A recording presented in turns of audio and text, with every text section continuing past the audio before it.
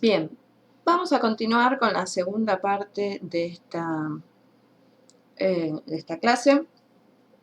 Ya vamos entrando al concepto de comunicación y dicho todo esto, todo lo que dijimos en el primer video, podemos definir la comunicación como un proceso continuo y dinámico entre dos personas formado por una serie de acontecimientos variados y continuamente en interacción.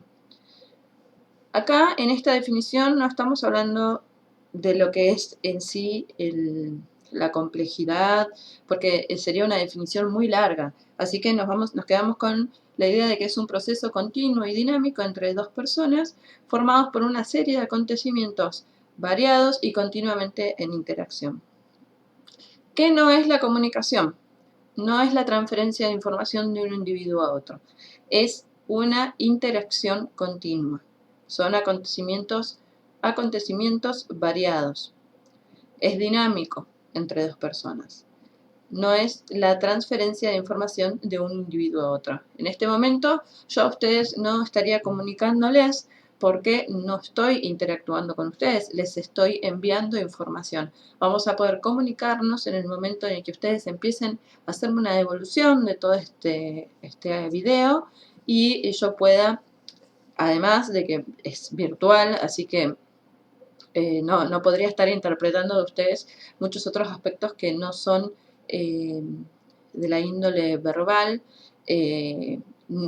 ni actitudinal. Así que esto es una transferencia de información, básicamente.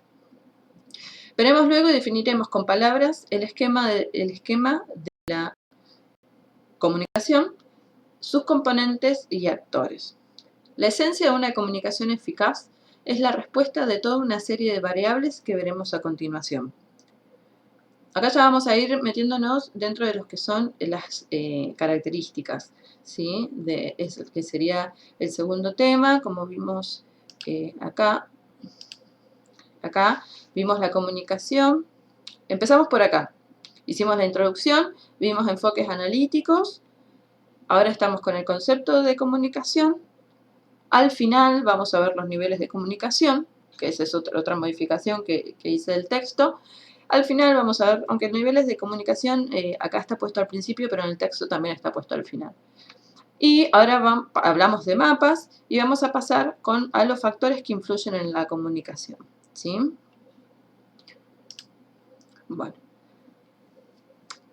La esencia de una comunicación eficaz es la respuesta a toda una serie de variables que veremos a continuación. Hablábamos de que una comunicación eficaz era poder modificar ese mapa en pos de lo que necesitamos para el bienestar de ese paciente. Entonces, tenemos en cuenta para dar esa comunicación eficaz, que es la respuesta a toda una serie de variables que vamos a ver a continuación, que son las características de la comunicación. Los mensajes deben ser clarificados y negociados. Esto es lo que no estamos haciendo nosotros para que esto sea una comunicación, que es poder negociar los mensajes por ambos, dados que pueden ser influidos por diferentes variables, entre ellas la interpretación. Dentro de lo que es la interpretación, es un paquete que contiene a todas las variables, ¿sí? Es un paquete de variables que nos ayudan, que nos hacen interpretar las cosas, ¿sí? Así como ustedes están interpretando en este momento todas las palabras que yo digo a nivel de información, pero también están interpretando todo mi lenguaje no verbal, que es el corporal, es lo actitudinal, ¿sí? Todo nos hace interpretar. Y lo están interpretando cada uno desde sus esquemas o sus mapas de referencia. Bien.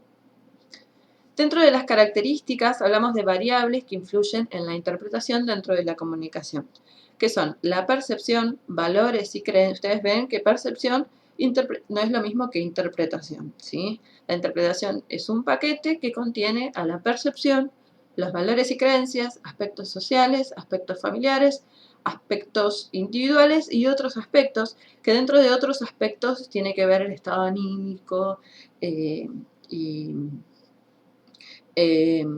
bueno, cuestiones emocionales de las personas en el día a día, ¿sí? Son otros aspectos. Bien. Características variables que influyen en la interpretación. Continuamos. La percepción. Es un gesto personal interno, es de cada uno, personal e interno. Al percibir es preciso sentir, interpretar y comprender. Nosotros percibimos, inmediatamente y automáticamente sentimos, un poquito más e interpretamos, un poquito más de reflexión e interpretamos, y un poco más de reflexión y comprendemos. Percibimos, sentimos, interpretamos y comprendemos, ¿sí? Es la imagen que uno se hace del mundo y del otro. Ver no es creer. Acá hablamos un poco de lo que hablamos anteriormente de los límites físicos que tenemos para poder ver, porque también hablamos un poco del mapa. Dice, ver no es creer. Los límites fisiológicos del ser humano, ojo, oído y el cerebro, pueden ocasionar errores. Se utilizan estímulos del exterior elaborados para confeccionar una representación. Elaborados por nuestro sistema para poder confeccionar una representación. Una representación situacional, una representación de las personas, una representación de la idea de los síntomas. Bueno, en el texto incluso hay unos ejemplos bien claros. Me quedé pensando en qué texto, si era el de técnicas o si era en el de primer serie complementarias. Estoy casi segura que es en el de técnicas, pero hay un ejemplo muy claro donde habla de del cannabis, por ejemplo, y de la situación de una adolescente anoréxica, donde por ahí las representaciones que tienen cada uno respecto a ese tema influyen en la forma de abordar a esa persona, de hacer un juicio o considerar una razón antes siquiera de ver el contexto de esa persona, ¿no? Más que nada por ya la elaboración previa y la representación que tenemos de esas situaciones. El mapa no siempre coincide con el territorio, siempre el territorio es más complejo que el mapa. Acá es donde también se va definiendo la analogía entre que el mapa no es territorio, de que el mapa que uno confecciona para poder percibir, para poder dar respuesta a los estímulos de esa realidad que nos atraviesa, esa realidad que nosotros conformamos y que nos atraviesa, no siempre es la realidad completa, ¿no? Es el mapa que nosotros nos armamos. Y que si fuese toda la realidad, entonces no sería un mapa. El mapa no siempre coincide con el territorio. Si el mapa coincidiera con el territorio, entonces sería el territorio. Esto quiere explicar que la realidad siempre es más compleja que lo que se diga de ella, La percepción es selectiva, siempre se verá solo una parte del todo. Y pone el ejemplo de un libro. El ejemplo de describir a una persona o familia es más complejo. Si yo le doy un libro a cada uno y le digo que me digan qué es ese libro o qué les parece ese libro, cada uno me va a decir, me va a hablar de algo distinto. Uno puede hablar de la tapa, de la calidad de las hojas, la calidad de la tapa, otro lo puede dar vuelta y leer la descripción de la contratapa, otro lo puede ojear un poco y hablarme del contenido. Cada uno va a hacer o va a tomar del mismo libro va a percibir algo distinto que le va a dar su representación.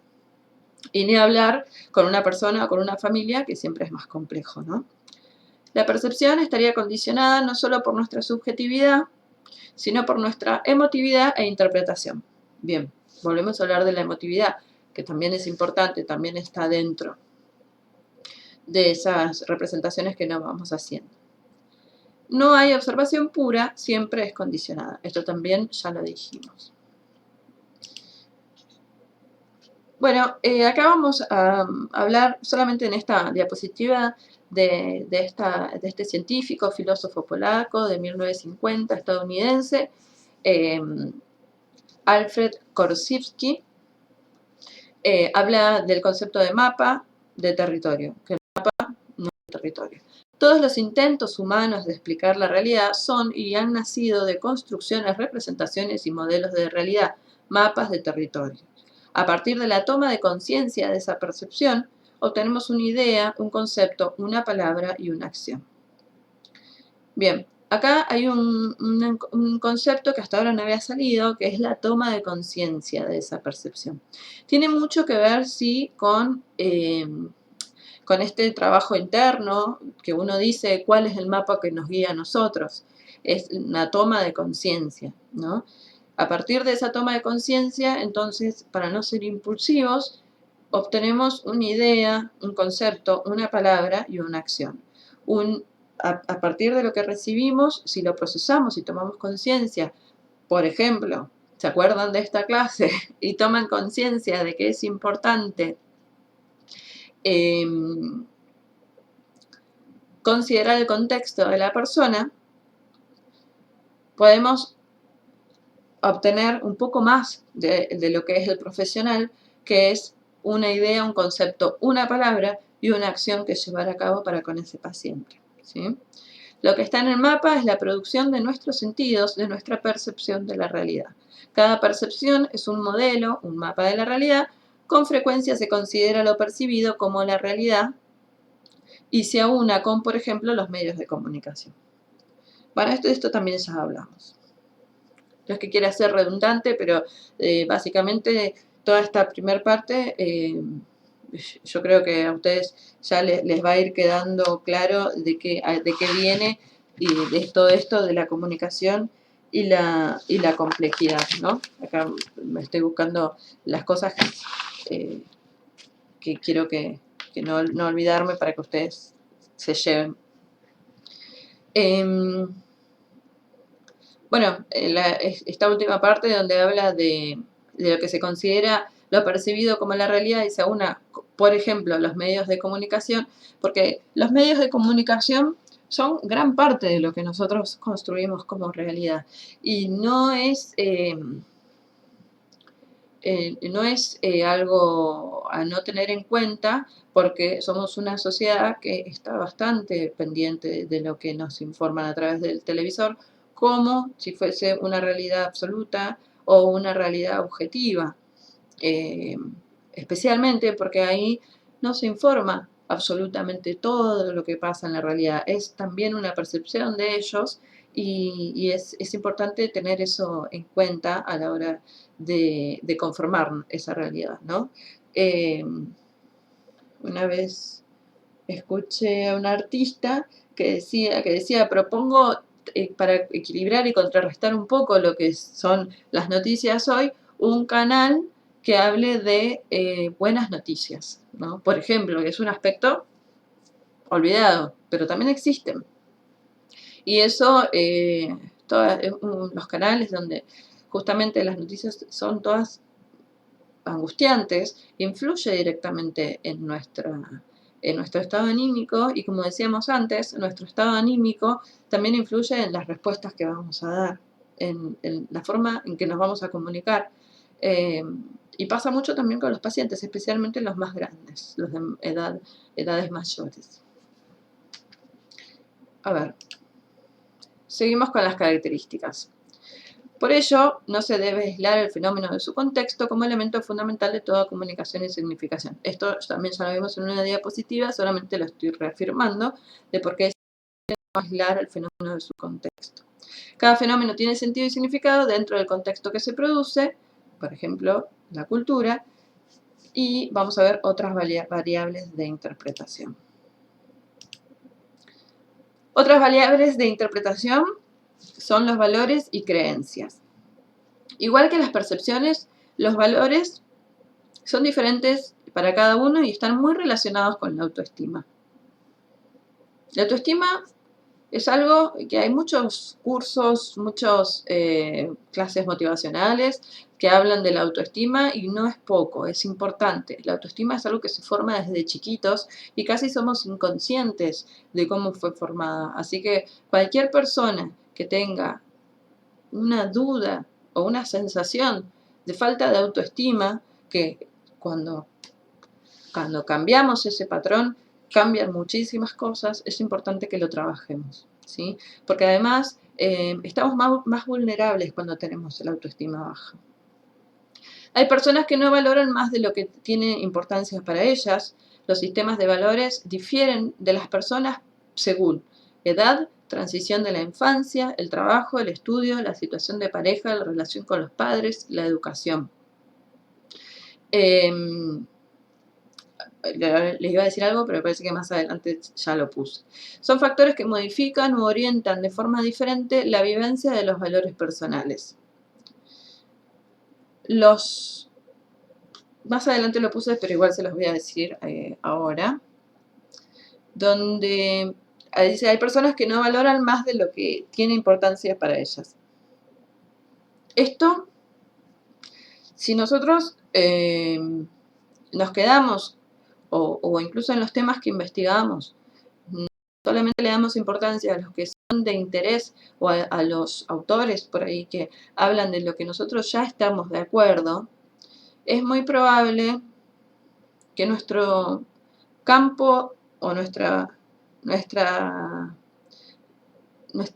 mente, esta apertura mental no se dé justamente porque no estamos refutándonos a nosotros mismos, no estamos refutando nuestras creencias. En cambio, es preferible que nos abramos a buscar información o a ver sobre información que nos contradiga a nosotros mismos para poder decir o sacar conclusiones distintas, removernos, sacar conclusiones distintas que nos hagan refutarnos a nosotros mismos y decirnos, sí, sigo afirmando lo que digo o no. Puede ser que no sea así como yo pienso. Y eso es toda una permeabilidad que también la podemos ir adquiriendo. Son factores que modifican o orientan de forma diferente la vivencia de los valores personales. Es lo que más o menos decía recién, que modifican u orientan de forma diferente las vivencias de los valores personales. Los profesionales de la salud deben saber llegar y saber abordar esos conflictos de valores propios para no crear confusión en los pacientes y en su familia, porque a veces por ahí nos quedamos con la idea que tenemos nosotros de una situación o de una particularidad y al nosotros querer y por ahí imponer nuestra percepción o nuestro juicio respecto a la cosa, nos estamos alejando de la idea el objetivo de bienestar que necesitamos para con los pacientes y su familia. Bueno, para continuar con las características están los aspectos sociales y culturales. Cada sociedad y cultura suministra su propia explicación sobre las estructuras y el significado que le dan a las cosas.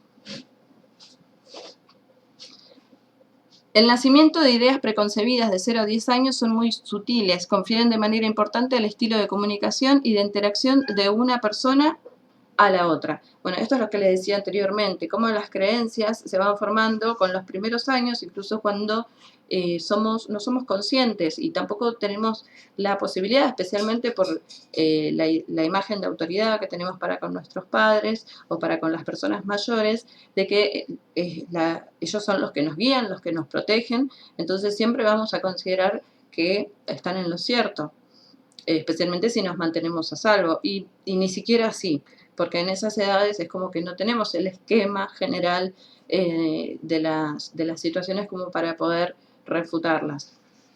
Entonces, ese nacimiento de ideas preconcebidas que se dan a esa edad son las que influyen directamente y que casi actúan de manera automática cuando somos más grandes. Y cuando hablamos de que cada sociedad y cultura suministran su propia explicación sobre las estructuras del significado que le dan a las cosas, esto también está muy marcado en las diferentes culturas, en las diferentes sociedades. También es importante incluso informarse un poco acerca de eso, si tenemos algún paciente de otro país, porque incluso hasta la crianza es distinta, la forma de manejarse con los chicos. Revisar su interferencia en nuestra comunicación con los demás es una revisión constante en nosotros. Bueno, esto siempre también en cada aspecto se está nombrando. La revisión constante en nosotros, porque empezamos por nosotros para poder continuar con el paciente, con la familia, con la comunidad, con los pares. Ejemplo, en los pacientes, conocer para dar sentido, la religión, la cultura, y conocer para saber qué sentido le dan nuestros pacientes al recibir los mensajes. Para no caer en un sentido doble, el sentido, nosotros le hablamos desde una perspectiva cultura y sociedad, y ellos lo reciben desde otro. Por ahí, si estuviésemos interactuando en este momento, podríamos hablar de ejemplos que ustedes tengan o de experiencias que ustedes tengan. Así, los puntos se van conjugando para dar fin al mito de la realidad objetiva. Volvemos a este tema. Mito de la realidad objetiva, ilusión del observador objetivo o de la objetividad del observador. No hay una forma de relacionarse o comunicarse con un otro que sea pura y objetivo. Siempre está atravesado por todos estos aspectos de creencias y valores sociales y culturales y percepciones que tenemos, que formamos cada uno desde chiquitos y desde nuestras experiencias para relacionarnos con el otro. El mundo y la realidad corresponde a una convención social. Esto se remite bastante a la primera diapositiva, donde hablamos de la realidad como una construcción continua y social, ¿no? Un acuerdo que es mantenido a través del lenguaje. Porque no hay, el lenguaje viene a dar, bueno, es el producto y viene a dar solución a una manera de transmitir de generación en generación y de persona a persona todas estas interpretaciones que vamos dando, ¿no? Y de esa manera incluso van siendo también distintas porque cada persona, sociedad, cultura es distinta. La evaluación de las pautas de la vida cultural nos hace comprender las formas en que éstas se expresan en el discurso o la comunicación y nos permite apreciar que la cultura es mantenida gracias a la comunicación. Bueno, la cultura se transmite de generación en generación, así que y las generaciones y personas nos comunicamos, como decía anteriormente, de modo verbal y no verbal, con las acciones, y bueno, estos son ejemplos que podemos encontrar en nuestra propia casa. Incluso como a veces cuando no se actúa conforme a lo que esa cultura considera moral, es reprimido o se hace una diferencia social como para que esa persona encaje, vuelva a encajar con esa cultura a la que pertenece, que no rompa los esquemas. Bueno, otro de los aspectos son los familiares. Para entender el mundo podemos estudiar a la familia, las situaciones críticas, la autoestima, otra vez el poder, la intimidad, la autonomía, la confianza y la habilidad para la comunicación, etc. Fundamentan nuestras formas de ver el mundo. Fundamentan desde la idea de fundar esas formas, ¿no? La vida familiar es como un iceberg. La mayoría percibe solo una décima parte de lo que sucede, lo que se puede ver y escuchar. En mi profesión pasa mucho que nosotros podemos hablar mucho con los terapeutas e incluso tener el mismo lenguaje técnico para poder comunicarnos. Podemos hablar con la escuela, que incluso desde que tenemos la experiencia desde chicos, porque todos fuimos estudiantes, pero es muy difícil poder percibir en profundidad lo que sucede en la familia, porque como dicen, cada familia es un mundo. Entonces, a menos que sea con la información de ellos, uno no se instala dentro de la familia para ver lo que sucede justamente. Entonces, se puede solamente ver una décima parte de lo que sucede. Y bueno, es mucha interpretación y mucha comunicación también. La estructura de la familia es la que mantiene las interacciones y estas son las causas de la queja o del bienestar de la familia y de sus miembros. Al considerar que la familia es un agente socializador principal para los individuos, el sentimiento de confirmación mutua sobre los puntos de vista compartidos y de pertenencia son importantes. Así como pasaba con la cultura, todos los límites o las limitaciones que se imponen dentro de la familia son los mismos que se usan para después comunicarse con los demás. La familia como sistema intermedio entre lo individual, lo natural, lo privado y lo que pertenece a lo público, cultural y social, se entiende como una instancia de socialización. Bien, todo el bagaje que traemos desde la familia como primer lugar de socialización que tenemos todos, después de ahí vamos desde chiquitos, después de ahí vamos a la escuela, después de ahí vamos a todos los ámbitos de estudio, después de ahí a los ámbitos de trabajo, pero en la primera instancia y donde se fijan más todas las herramientas de socialización es en la familia. Bueno, después están los aspectos individuales.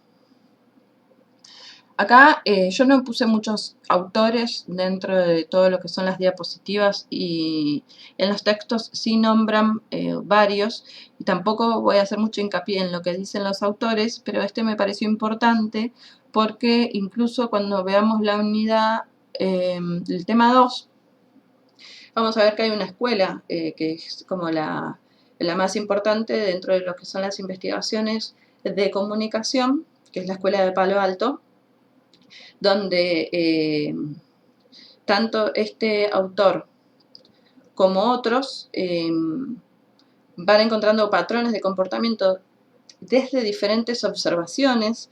Por ejemplo, este autor lo hizo dentro de lo que es una comunidad aborigen, y otros lo hicieron en otras sociedades, otro tipo de sociedades, pero encontraron como los mismos patrones. Entonces, aunándose y a lo largo de muchos años, que fueron más o menos 3 generaciones, sus investigaciones son como muy tenidas en cuenta para todo el análisis acerca de la comunicación en general y algunos en ciencias de la salud. Dice que su trabajo se interseca con muchos otros campos intelectuales. Bueno, él es antropólogo, científico social, lingüista, entonces habla desde su perspectiva en diferentes campos intelectuales. Explica a través de esta metáfora, de la que viene, cómo los aspectos individuales van influyendo en la comunicación. Yo puse solamente una partecita, el texto está completo, pero lo voy a explicar así brevemente. Dice, consideremos a un hombre que derriba un árbol con su hacha. Lo que dice es que con el hacha, cuando en búsqueda de derribar ese árbol, a medida que va hachando, va siempre modificando su movimiento, no le das, o al menos busca siempre pegarle en el lugar donde sirva o donde ese corte pueda llevar a lograr su objetivo, y lo va modificando sobre la marcha. Él dice que considera que a la mente como un conjunto de pautas de organización y autorregulación de cualquier sistema. Es lo mismo que nosotros hacemos al comunicarnos. Nosotros emitimos o nos comunicamos y a medida que nos vamos comunicando vamos modificando no solo las palabras, sino nuestra actitud en pos de lo que necesitamos. Si yo estuviese frente a ustedes y veo, por ejemplo, que van poniendo como un gesto de que no comprenden bien lo que estoy diciendo, es muy probable que yo cambie mis palabras o vuelva a redundar sobre lo que estoy diciendo para poder lograr que su actitud no verbal o incluso verbal, que pueden ser preguntas, lleve al entendimiento de lo que yo les quiero comentar, ¿no? Entonces, habla de la mente como un proceso distribuido de manera social y ecológica. Ecológica en el sentido de paso a paso y de interacción de diferentes aspectos. Volviendo al principio, los construccionistas o la visión constructivista los constructivistas, trabajan fundamentalmente con lo verbal, ya que creen que el lenguaje es la herramienta más importante para nuestra construcción del mundo y de nosotros mismos. Creamos el mundo que percibimos no porque existe una realidad externa, sino porque seleccionamos y remodelamos la realidad que vemos para conformar a nuestras creencias acerca de la clase de mundo en el que vivimos.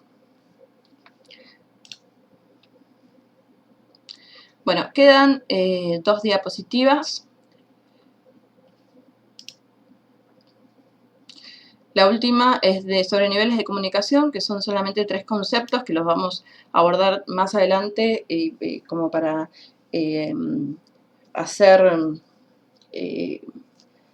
como para directamente dar ejemplos prácticos de en qué situación se aplican estos niveles, así que ahora solamente son los conceptos. Pero bueno, la comunicación en salud, para ir introduciéndonos no solamente en lo que es comunicación, y todas sus características, el concepto y sus características, sino ya por ahí ir inclinándonos un poco más hacia el rol que nos pertenece, que es el de salud. Es común que las acciones de los profesionales de la salud estén basadas muchas veces en teorías dogmáticas o un poco críticas, ajustando sus acciones a ideas preconcebidas y llegan a deformar, a tener ideas irracionales o estereotipos sobre personas o situaciones. Ahí radica la importancia de observar todo esto en uno mismo, cuando estamos actuando automáticamente por no revisar ese mapa interno o cuando estamos realmente observando el contexto de la persona para poder comprender, observar, comprender y dar respuesta. También es frecuente que se busque información sobre datos que apoyan ignorándose a otros.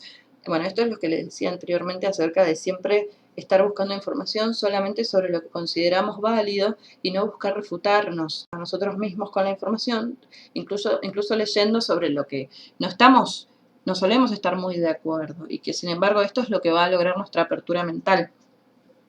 Si un individuo aprende hechos nuevos y válidos sobre información que él refuta, puede cuestionarse sus creencias actuales a sí mismo. De lo contrario, evitará cuestionarlas. Sería como la postura más cómoda, estar siempre informándonos o hablando con personas con las que estamos de acuerdo. Lo más difícil sería hablar o informarnos acerca de lo que no estamos de acuerdo, justamente para ver cuáles son nuestros límites y hasta dónde somos permeables en esa nueva información.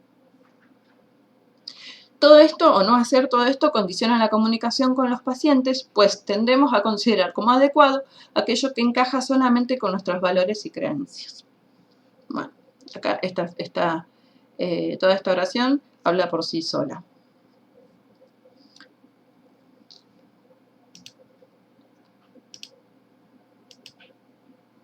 Bien. La comunicación en salud, ya vamos con los conceptos, niveles de comunicación. El intrapersonal, interpersonal y la pública. Intrapersonal implica la percepción de sí mismo y de los otros. Este nivel de comunicación precede a los otros niveles. Esto es lo que hablábamos antes, empezar por uno mismo para poder comunicarnos. Interpersonal implica la relación terapéutica entre dos personas. Este es el nivel de comunicación que incluye la relación terapéutica con el paciente y su familia. Comunicación dentro del ámbito de la salud, que es lo que a nosotros nos compete, ¿no? Y pública es la que tiene lugar entre una persona y varias personas. Generalmente toma la forma de un discurso público. Bien, todos estos conceptos los vamos a ir aplicando en forma práctica en diferentes ejemplos en las otras unidades. Así que por ahora nos quedamos con los conceptos. Bueno, y finalmente, a lo que son estos temas, y antes de que les diga qué es lo importante que se lleven, por sobre todo, escuchar, comprender, dialogar y abordar. Fin. Les voy a decir unos puntitos que yo me anoté, que me parece importante que se lleven de todas estas diapositivas y concluimos. Que la comunicación no es algo dado e igual entre todos los que la realizan. la idea de construcción de la realidad nuestra y de nuestros pacientes para comunicarnos, la importancia de reconocer el contexto y los factores que influyen, que son los aspectos de la comunicación, la importancia de hacer una revisión en nosotros como futuros profesionales de la salud, identificar los aspectos para hacer una reconstrucción del mapa, para abordarlo de ser necesario, igual que siempre es necesario, o de los mapas propios y de los pacientes. Y por sobre todo, bueno, es lo que les decía hace un ratito, escuchar, comprender, dialogar y abordar. Bueno, hasta acá llegamos. Espero todos sus comentarios, sus consultas, que también lo relacionen y lo completen toda esta información con los textos. Y en la semana les voy a estar enviando el video de la clase número 4. Así que buen fin de semana y estamos en contacto. Acuérdense que pueden comunicarse conmigo a través de WhatsApp, de la plataforma o de...